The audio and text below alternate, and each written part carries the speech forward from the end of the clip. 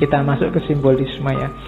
Dewa Ruci itu, ini kisahnya salah satu Pandhawa. Pandhawa itu, saya sengaja nggak memasukkan filsafat wayangnya Sunan Kalijaga di ngaji yang ini. Kapan-kapan kita ngomong khusus tentang filsafat wayangnya.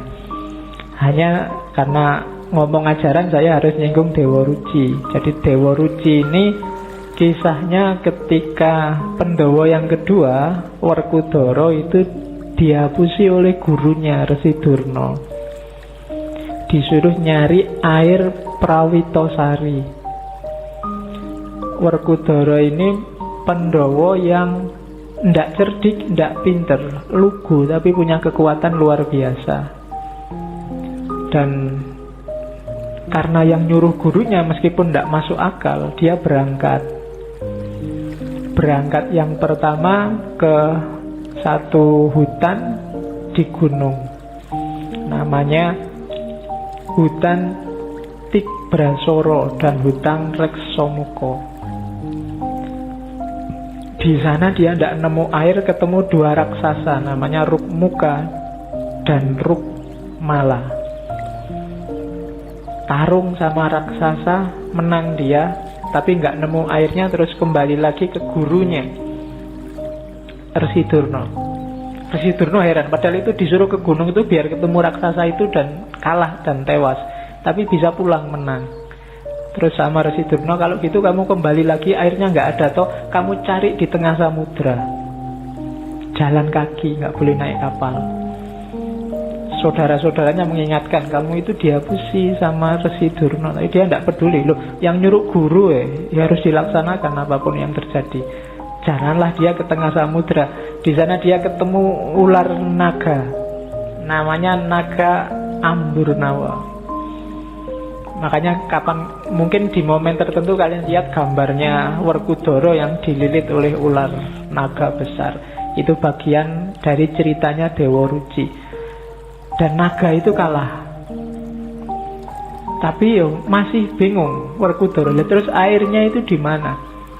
Saat dia nyari-nyari di pantai, dia lihat anak kecil. Anak kecil ini wujudnya persis kayak dirinya tapi kecil. Itulah Dewa Ruci. Nanti ada dialog-dialog panjang yang sangat mirip dengan dialognya dia dengan Nabi Khidir.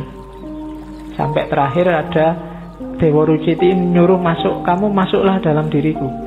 Kan Werkudara bingung lah, aku tinggi besar kayak gini masuk dalam dirimu yang kecil seperti apa? Katanya Dewa Ruci, masuk aja. Dan akhirnya masuk lewat telinga ceritanya. Dan di dalam dia melihat macam-macam pengalaman yang luar biasa. Nanti di Dewa Ruci ada ceritanya. Detailnya, uraiannya menurut saya nanti di Suluk Linglung. Apa saja teori yang dari sana. Malam ini kita lihat sedikit-sedikit. Dan ini sangat simbolis. Orang yang sangat awam seneng aja lihat cerita kayak gitu. Ada tawuran dengan naga, ada tawuran dengan raksasa dan macam-macam. Nanti begitu ilmunya meningkat, dia akan paham. Oh, mungkin yang dimaksud Kanjeng Sunan itu dulu, ini simbolnya ini, itu simbolnya itu. Itu yang dimaksud dakwah pelan-pelan. Tidak ujuk-ujuk langsung diajari manunggaling kawula Gusti, diajari wahdatul wujud, kita harus ittihad sama Allah, pening. Tapi kalau pakai Dewa Ruci, pakai cerita-cerita kayak gini, mungkin sementara akalnya nggak nyampe, dia hanya cerita biasa. Nanti pada saatnya ilmunya tambah, wawasannya tambah, cerita ini jadi luar biasa. Sama kayak lagu-lagu, lir-ilir dan lain-lain. Sementara wawasanmu belum nyampe, dia cuma lagu anak-anak biasa aja. Tapi nanti ilmumu tambah, wawasanmu tambah, dia jadi luar biasa. Itulah yang bikin Al-Quran selalu nyuruh bacalah, selalu nyuruh kita pahamilah dirimu dan lingkungan sekelilingmu. Jangan merasa sudah, belum. Semakin nanti wawasanmu tambah, semakin kamu paham, oh selama ini saya pahamnya hanya sampai level ini, ternyata bisa lebih dari itu. Jadi jangan di satu titik pun kamu merasa sudah paham. tentang apapun. Karena pemahamanmu saat ini sebatas sejangkauan wawasanmu. Siapa tahu nanti wawasanmu tambah, ya kamu lebih luas lagi pemahamanmu. Maka jangan berhenti. Cari ilmu harus terus. Minal mahdi ilal lahdi.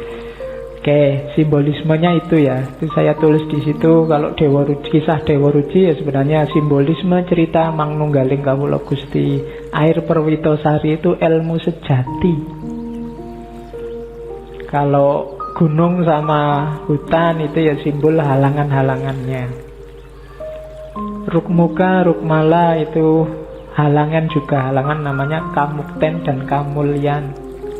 Kalau kamukten itu hubungannya sama kekayaan materi, kamulyan itu kekayaan spiritual, status sosial. Orang mulia dan mukti. Ini juga jadi halangan kalau bagi orang sufi. Sering-sering orang berhenti di situ atau jadi merasa besar di situ. Duitnya tambah banyak, apa-apa bisa dibeli, segalanya bisa dipenuhi, mukti sudah hidup kita. Apalagi terus status sosialnya meningkat, mulia kita di tengah masyarakat. Dan ini harus dikalahkan. Jangan sampai kemuliaan dan kemuktian ini menjadi penghalang kita ketemu sama Allah. Karena kita merasa besar, merasa penting, merasa lebih dari yang lain. Itu harus ditaklukkan juga. Termasuk ular naga, nafsu, hasrat, ego.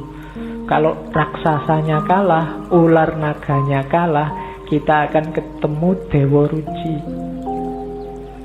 ilmu sejati.